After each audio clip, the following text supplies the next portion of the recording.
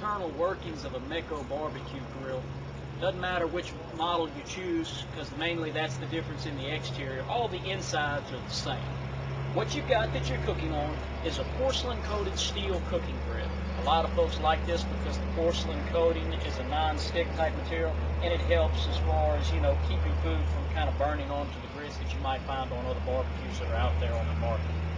Underneath your cooking grits, you've got your electric element. And pretty much the first thing that everybody says when they look at the internals of the Meco grill is, well, do I get rocks that come with it, or do I have to buy them separately? Believe it or not, this grill actually doesn't use any rocks underneath. What you've got is an electric element that's built onto a galvanized tray. And the design of this particular grill does the same thing as an electric grill that has rocks would do. Basically, how it works is your electric element heats up, it heats up the tray, and as the drippings come off of the meat that you're cooking onto the tray, that tray of course is very hot, and the grease, the majority of it, as it hits the tray, you can hear instantly vaporize, kind of make that sizzling sound, and burn and send that grill flavor back into the meat. Barbecues that use a system of rocks or briquettes, kind of the same thing. The idea is that those rocks absorb the grease and hold it until it burns off. But what they found is that the rocks kind of allow a lot of excess grease to get past them, as well as they can keep, retain grease, which can cause you to have long-lasting flare-ups on this grill. So no rocks and no briquettes. It actually all operates with this electric element and this tray right here.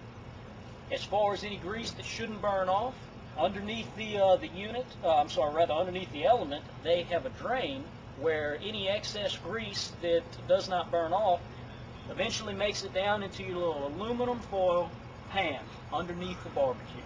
They're throwaway pans. Whenever you're done, grilling, you can take the pan and throw it away, and then you just, replace it with a brand new pan.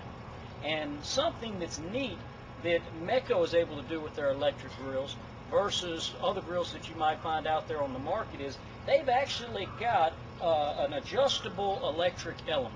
And someone might say, why do I need an adjustable element? The answer is for the rotisserie. This is your control knob for the electric element, and of course it just plugs into just a regular 110. That's what provides your heat.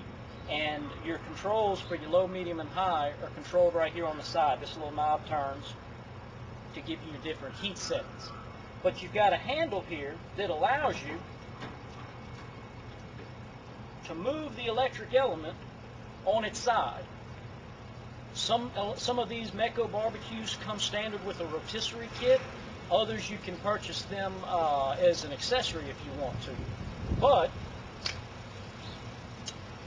when you're doing the rotisserie, the ability to turn the element to where you're giving heat from the backhand side is really the appropriate way to cook the food on the rotis. I'm going to put this on. I'll show you kind of how it works.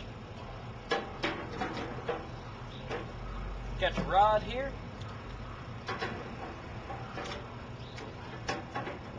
Your motor goes on the side, and then what you would do is you'd hook up your electricity to it, and your food would spin on the rotisserie, and the heat comes from the back of the unit to cook the food on your rotis.